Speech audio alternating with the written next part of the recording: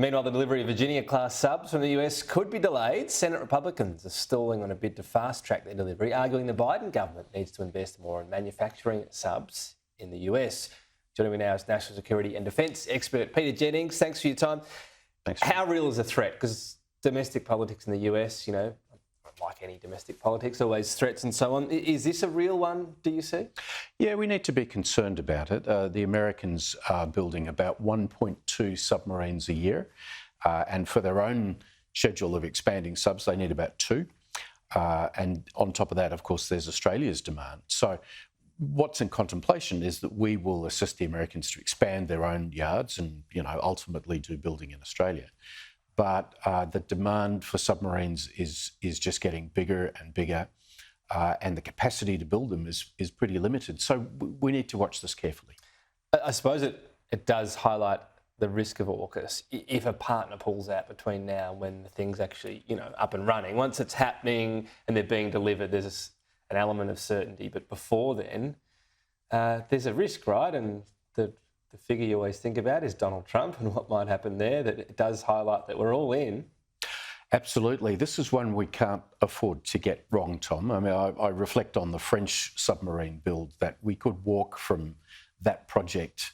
Yes, it did damage to the relations with Paris, but that's not anywhere near as significant as our relationship with the United States. And so we have to get this one right.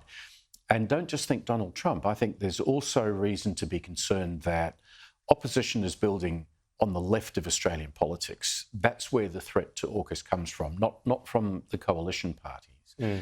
And so, Anthony Albanese is going to have to fight a pretty tough campaign with his own party in order to keep them on side over a decade and a half before we actually see delivery of an Australian build. That's an interesting point. So in the short term, he's in the ascendancy. He's won this election and he's trying to actually ban it even being debated at National Party conference. But that, it doesn't mean the next conference won't have another push. Talisman Sabre, these joint operations are happening. And of course, that means we've got Chinese ships monitoring all of this. So here's a silly question. Why do they monitor? Do they get anything out of this? Because presumably they know we're there, we know they're there. Is it all just become a bit of theatric? It's more than that. It's good training for China's intelligence capabilities. What they're doing is they're sucking up every single electronic signal that comes from the ships and the aircraft which are operating in Talisman Sabre, and they're adding it to a database, a sort of a library that exists inside the People's Liberation Army that talks about every weapons capability, every radar, everything that an aircraft can carry that emits an electronic signal. So it's useful to China. In a sense, it's also useful to us because it gives us a real threat to operate against. We're not necessarily using our systems to their full capability.